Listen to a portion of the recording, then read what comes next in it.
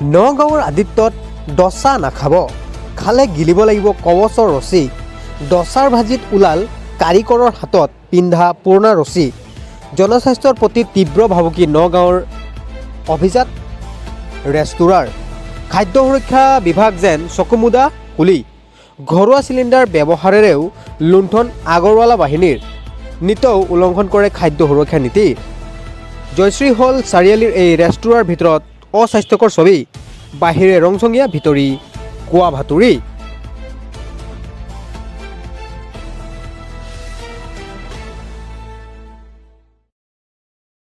আজি মানে আমি ধোচা খাব আহিছিলোঁ অফিচৰ পৰা কাম কৰি পেলাই ছজন আমি এইখন আদিত্যৰ যিখন ষ্ট্ৰীট ফুড এখনত খাব আহিলোঁ। তাতে ধোচা অৰ্ডাৰ কৰিলোঁ। তেওঁলোকক অৰ্ডাৰ কৰাৰ পিছত ধোচা দিলে। তাৰ মাজত এতিয়া আমি হাতত পাইছোঁ যে ধোচাৰ যিটো মানে চব্জিটো খাওঁতে তাত এডাল দীঘল ৰছী এডাল পালোঁ। ৰছীডালটো ফটো এখন মাৰি চাইছোঁ, এখন কোনোবা মানে কাৰিকৰৰ হাতত পিন্ধা ৰছী, নাইবা ক'ৰবাত তেনেকুৱা ধৰণৰ সেই ডিঙিত পিন্ধা তেনেকুৱা টাইপৰ হ'ব। সেই তেনেকুৱা ৰছীডাল দীঘল ৰছীডাল পাইছোঁ ধোচাৰ মাজত। তো এনেকুৱা আনহাইজেনিক এটা বস্তু যদি আমি খাওঁ, অলৰেডি আধা খাই বাদ দিলোঁ।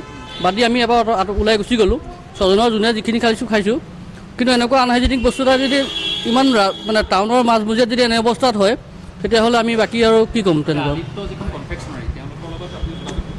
তেওঁলোকক যোগাযোগ কৰিলোঁ। তেওঁলোকে হেৰি কৰিলে যে এইটো ভুলতে হৈ গ'ল, নতুনকৈ দিম বুলি ক'লে।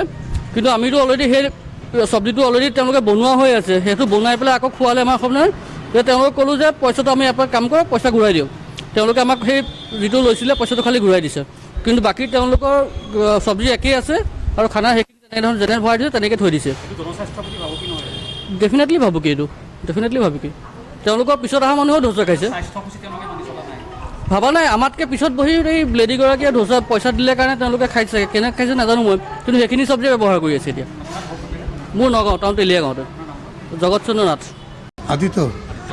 ইয়াতে এজন কাষ্টমাৰে কমপ্লেইন কৰিছিলে তেওঁ দোচা খাইছিলে। দোচা খাইছিলে, হয় হয়। হাতত বন্ধা ৰছী ওলাইছে। এইটো চাম্বাৰৰ ভিতৰত আছে, ক'ত আছিলে নাজানো মই। চাম্বাৰত ওলাইছে বুলি কৈছে। সিহঁতে ক'ব পাৰে, কিন্তু আমিতো দেখা নাই। সেইটো কাষ্টমাৰ কৈছে। কাষ্টমাৰ স্বাস্থ্যৰ প্ৰতি গুৰুত্ব নিদিয়ে নেকি? আমিতো দিওঁ একদম 100% চিয়ৰ। কেনেকৈ ওলাব হাতত বন্ধা ৰছীডাল যদি এইটো স্বাস্থ্যৰ প্ৰতি ভাবুকি নহয়নে বাৰু এইটো? এইটোতো হয়, কিন্তু কথা হ'ল যে আপোনাৰ এইটোতো দেখা নাই না, এইটো ক'ৰ পৰা পৰিছে, কেনেকৈ পৰিছে। ঠিক কিন্তু আনহাইজিন চিষ্টেম এটা আপোনালোকে কৰি আছে বুলি এইটো প্ৰমাণ হ'ল আজি।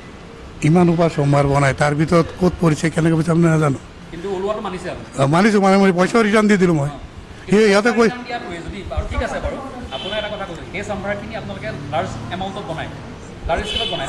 গতিকে তেওঁক পইচা ওলাই দিলে, কিন্তু বাকী কাষ্টমাৰটো সেইখিনি একেই বেছি আছে। আমিতো এইটো লগে লগে ৰিজেক্ট কৰি দিলোঁ না। নাই কেমেৰা দেখাৰ পিছত আপোনালোকে সেইখিনি লগে লগে বন্ধ কৰি দিছে। তাৰ আগলৈকে কিন্তু চলাই আছে। বহুতো কাষ্টমাৰ যোনে খাইছে তাৰ পাছত দিছোঁ নেকি বেছি সুধি লওক। সেইটোতো আগৰে অৰ্ডাৰ আছিল না, আগৰে অৰ্ডাৰ আছিলে। চেম টাইমত নাই, এইটো অলপ আগতে আছিলে। আৰু আপোনালোকে ৰঙা চিলিণ্ডাৰ ব্যৱহাৰ কৰিছে, ৰঙা চিলিণ্ডাৰ ডমেষ্টিক চিলিণ্ডাৰ ইউজ কৰি আছে আপুনি। ডমেষ্টিক দুই এটাই থাকে। সেইটোৱে ডমেষ্টিক চিলিণ্ডাৰ মানুহে যদি বুকিং কৰিলে চিলিণ্ডাৰ নাপায়, কিন্তু আমি চামথিং এটা কি দুটা থাকে। আপোনালোকে কমাৰ্চিয়েল চিলিণ্ডাৰৰ সলনি ডমেষ্টিক চিলিণ্ডাৰ ইউজ কৰিছে। এইটো এটা সাংঘাতিক অফেন্স, কিন্তু ক্ৰাইম হয়। গম পাই নাজানো চাপ্লাই টাপ্লাই মানুহ নাহে নেকি? চাপ্লাই আহেতো, আমাৰতো লৈ যায় না। তাৰমানে আমাৰ ৰুমৰ যিটো খোৱা মানুহ বনায়, সেইটো কেতিয়াবা চেছ হ'লে লৈ আহিবলৈ লগাই দিওঁ। ফুড ইনস্পেক্টৰ আহেনে ইয়ালৈ? হা, ফুড ইনস্পেক্টৰ আহেনে? আহে। আপোনালোকৰ FSI এখন আছে, এখন ৰেগুলাৰ হৈ আছে। ৰেগুলাৰ হৈ আছে, দেখাব পাৰিব নেকি? সেইটো দেখোঁ নহয়, মালিক নাই নহয়।